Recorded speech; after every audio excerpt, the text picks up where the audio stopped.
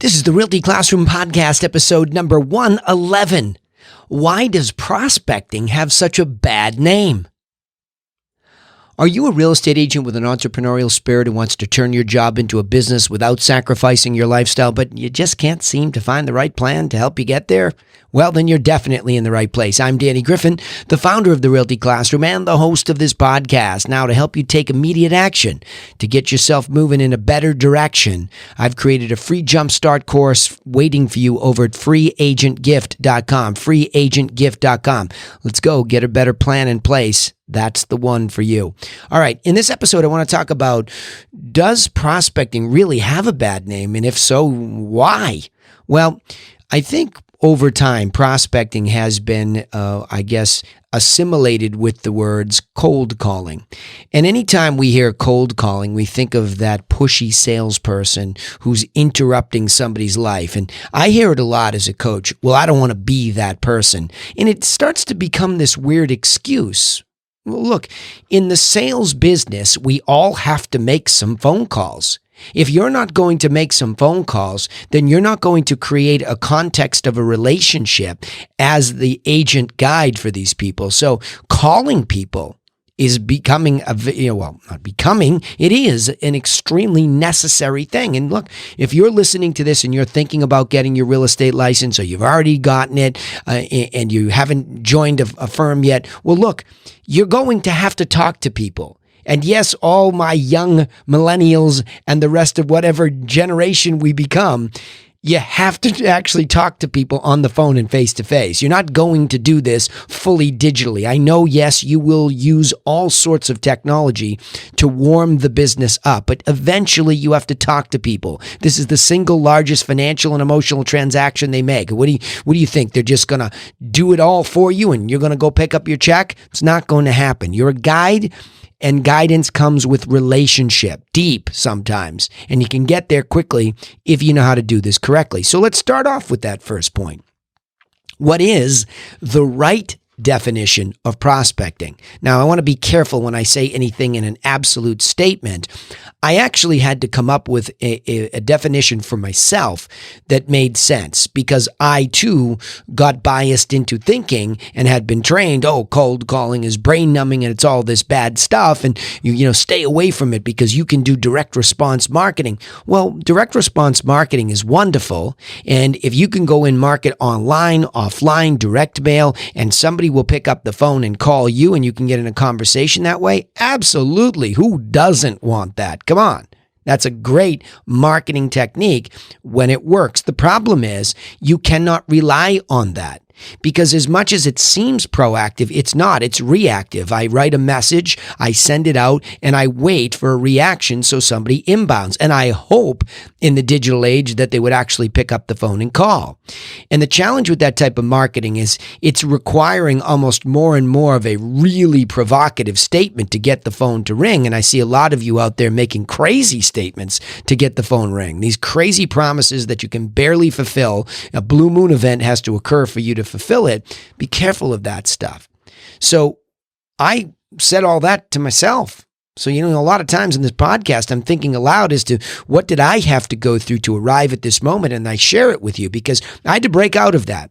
It's really, really not right to think that cold calling, meaning I call somebody that I don't know, is a bad thing. It really just becomes a matter of, okay, if you want to do really consistent business, you're going to have to do business with people that you don't know, and you can't just wait for direct response marketing. You can't just wait for referred business. You're going to have to be proactive. So let's talk about prospecting in a proactive way. Let's give it some definition.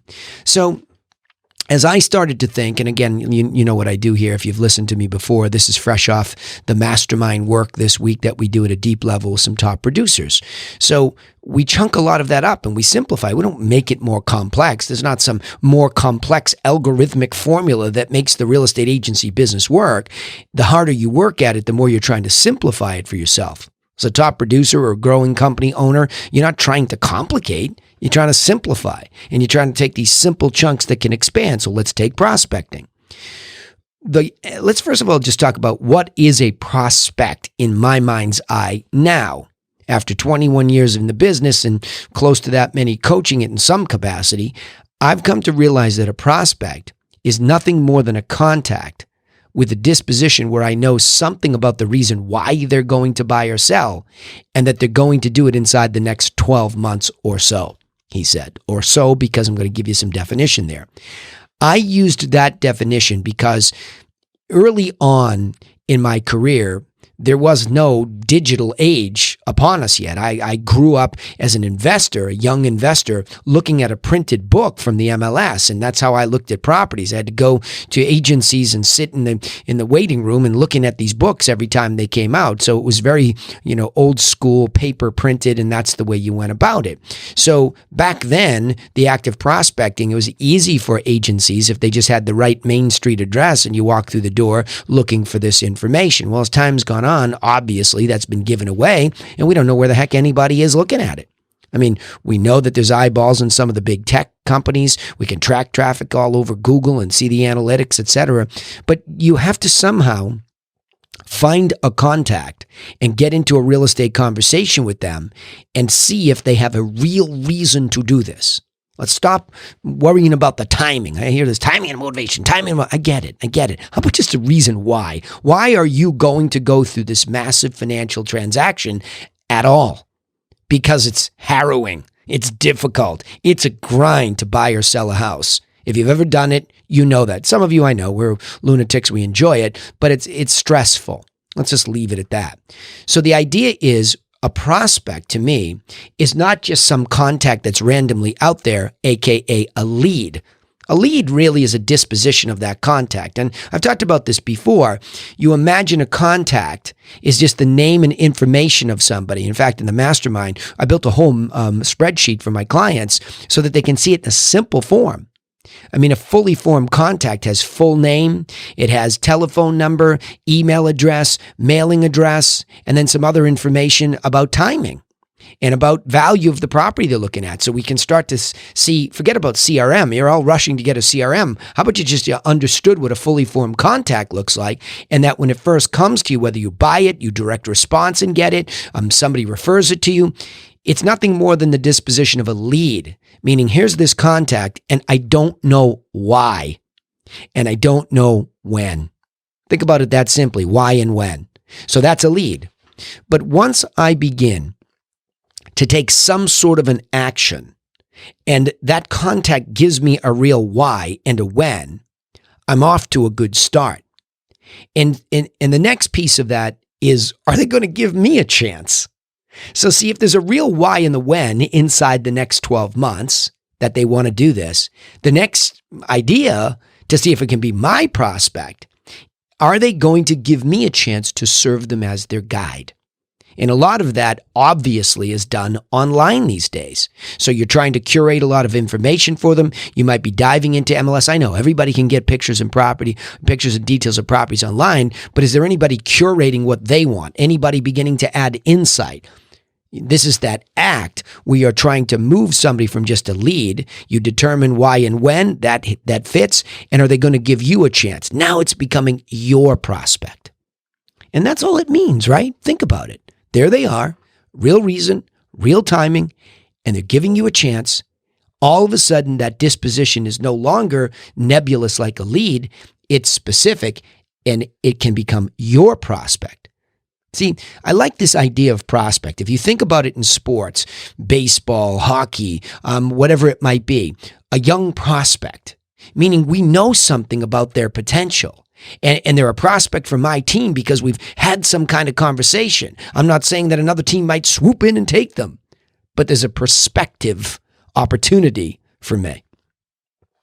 Simple, isn't it? So we don't have to get all weird about what this is. It's just the change of the disposition of this contact. Before they were out there, we had some kind of dialogue or some way to find out from them to us. And by the way, that's the other part too. It's us, you and I, that are finding out this information from them. And I love the act of the telephone to find that out. Yes, you can do it online and somebody can go back and forth, but it's really nice to be able to hear them say these things to you. So this whole idea of what we do to convert them matters, and we obsess over that. By the way, you can eavesdrop, and again, I'm going to probably put it behind a little bit of a wall on YouTube and Facebook, that if you join those pages, you'll be able to get access to the sales training, and you can eavesdrop on us doing these things. And they work. It's so awesome. Really, when I teach this to somebody and they go out and try it in whatever market and it actually works, and you hear a recording of it working, and you just like get all warm and fuzzy inside that you can help somebody like that. And I'm telling you, I'm watching people now that they have an idea of this prospect say the right things, and the value of that prospect. That's the next thing that I want to talk about. Why are prospects the cornerstone of a real estate business?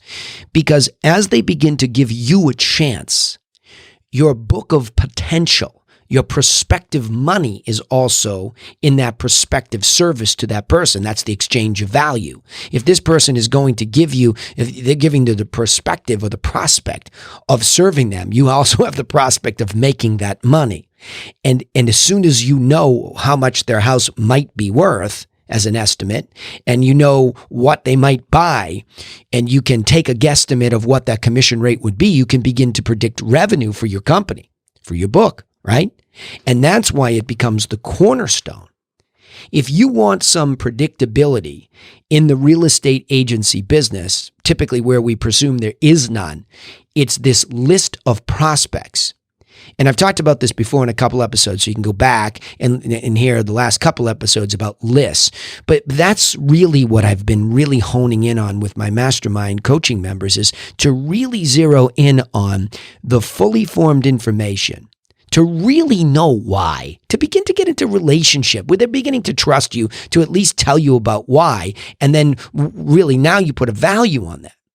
So now let's just say if you really only include in your world on a spreadsheet, and we built one, a Google spreadsheet, and you just look at it, Excel, Google, whatever the spreadsheet is, you take a look at it and you see this name and you know you're in relationship with them and you know what the potential value is.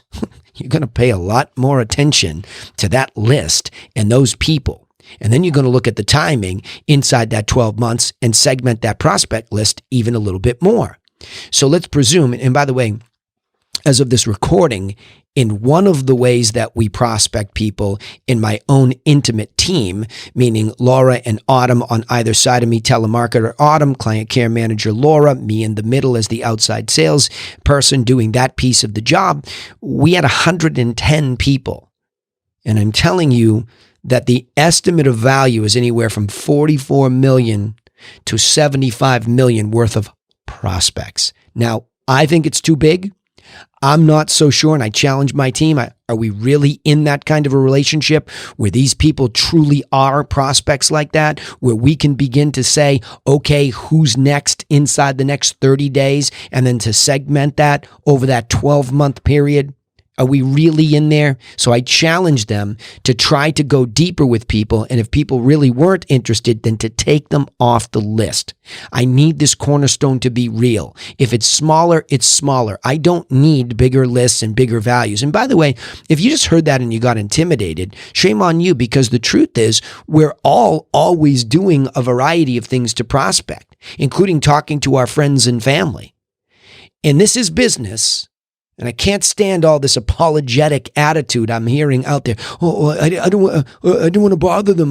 What are you talking about? Guidance is leadership. Go lead somebody.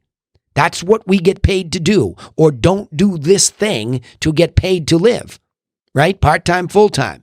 You must not be a shrinking violet, as they say, when it comes to leadership of prospects. They want to know, if I'm going to lean in with you and I'm going to begin to trust you, I better be hearing from you some sense of leadership that I can trust your direction. I have no problem paying you or seeing you get paid your commission at the end, presuming that you have this kind of value. This is why prospects are the cornerstone. So if all of a sudden you're transactional and you just take your friend from, oh, my friend was a lead, but now they're a prospect, I'm serving them, and this is what I'm doing, and now I go get paid, I have nothing left. I don't have any other prospects. See, that's where you're all screwed up. You have to be filling these lists all the time. Where are the new leads going to come from? And you don't need a lot of them. Stop, will you please, all you top producers buying every lead under the sun? They're whimsical inquiries on the internet. They're not leads, okay? Try to decipher a better marketing strategy so that when you get the leads, there's less. You can say the right things, make the right offers. And I'm not going into that here today. I just want to talk about this active prospecting.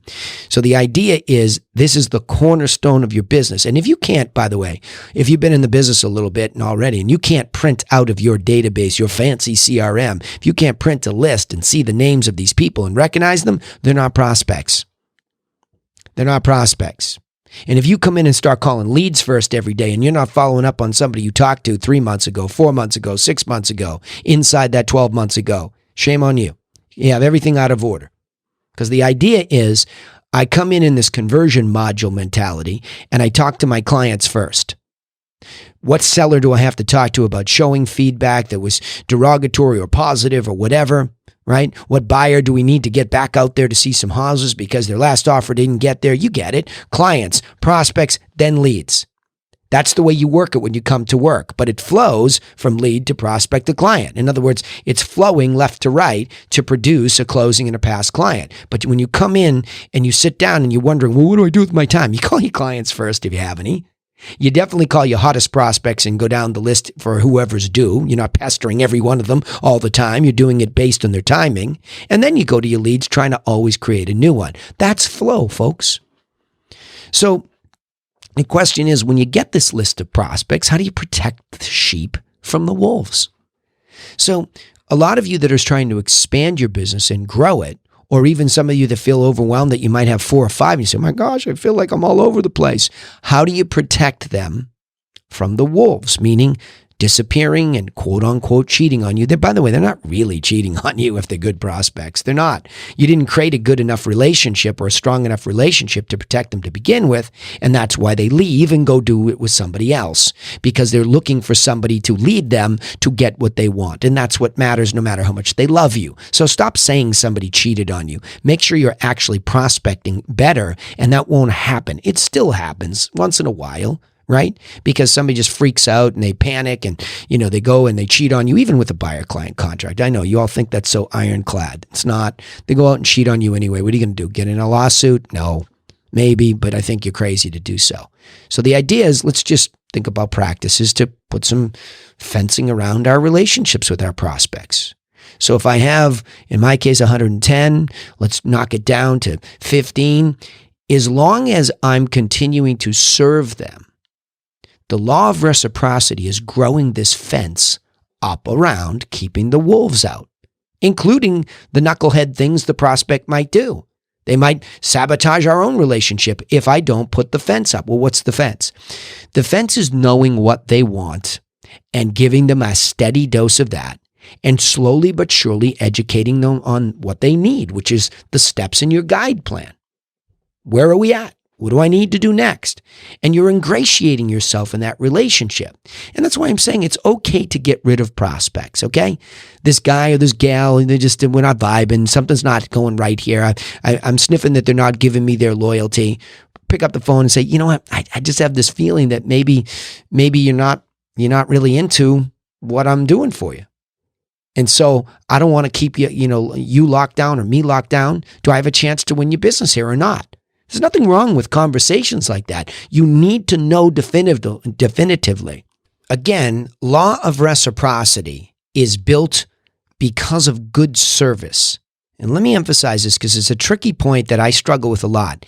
You have to give people during that prospect section of the relationship a lot of what they want, which is property pictures and details. And stop telling yourself that they can go do it themselves or they can get it anyway. I can't believe how many top producers tell me that too. No, they can't, because they don't have the time to do it. So if you want to be valuable to people, a lot of what makes us valuable as real estate agents is that we actually curate the information that matters to them. We put it in an easy to consume package. Yes, they can go to all the big tech company apps, etc., but it's not easy to use those things all the time. Somebody who jumps on a platform, curates information, and delivers it on a silver platter with insight.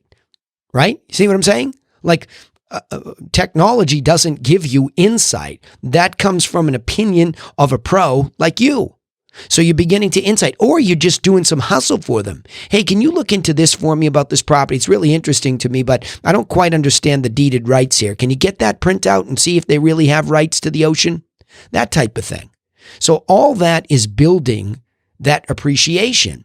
And if you have a good person, and there are a lot of them, stop telling yourself there's not, oh, buyers are liars, all that crap in this industry. My gosh, what a terrible way to harpoon our own industry by saying something stupid like that. Buyers are not liars. We're not good enough.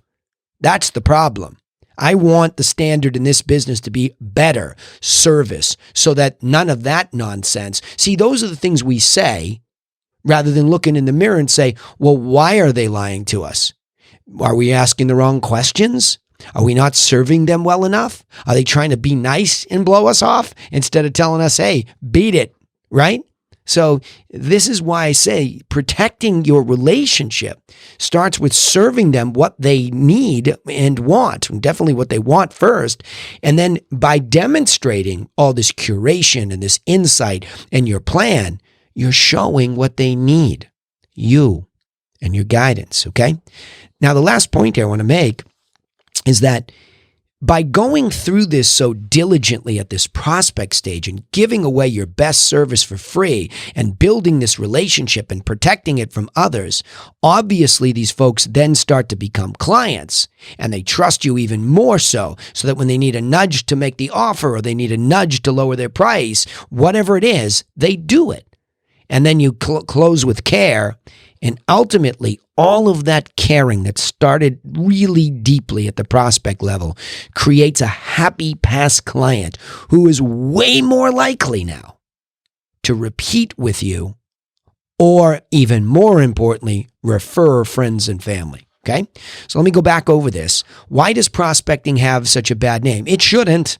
It's another one of those problems in our industry, like the words buyers or liars. I hate both of them. Like cold calling is not for me and it's a bad thing. Everybody prospects. So let's start off with a better definition, number one, and then understand, number two, that prospects are the cornerstone of any good, consistent business. And number three, you better protect those prospects from the wolves by deepening your relationship and raising the fence. And then ultimately remembering, if you start really well at the prospect level, you'll typically finish way better at the happy past client level, and that's how your business accelerates. All right, let me summarize it this way in one statement. Prospecting should never be considered a dirty word in the real estate agency business because we all have to create prospects, and we simply need to learn how to do that in a way that the consumer really appreciates. All right, now remember, you can take immediate action if you want to get started in a better direction in your business. You need strategy. I don't mind telling you what I think you need here. I give you a lot of what you want, some free, insightful information. Here's the time I got to tell you what you need. You need a strategy. I needed one too, and I still need one every day and obsess over it. Smartest thing I ever did was I got strategic, and I want to share it with you. It's over at freeagentgift.com. Also, hey, don't forget to subscribe to the podcast on iTunes, Spotify, wherever you listen, so that each time we upload an episode, you're on the inside. We also give away our live sales training calls on Facebook and YouTube every Friday at 1 o'clock EDT. Like I said, get over there and like the page. Get over there and subscribe to the channel, because eventually, really soon, I'm going to add extra live broadcasts. I'm trying to do more and more on social and any kind of media that's video to help you deeper. But I'm looking for those people that want to go the next level with me. My prospects, where are you, folks? Also, would appreciate if you'd share the content with other people just like you so that they get the help they need. Would appreciate that. Remember, thanks for listening. I'm humbled by the opportunity to serve you, but nobody is coming for you. Nobody's coming for you. So go get to work on your business, and I'll see you in the next episode. Thanks.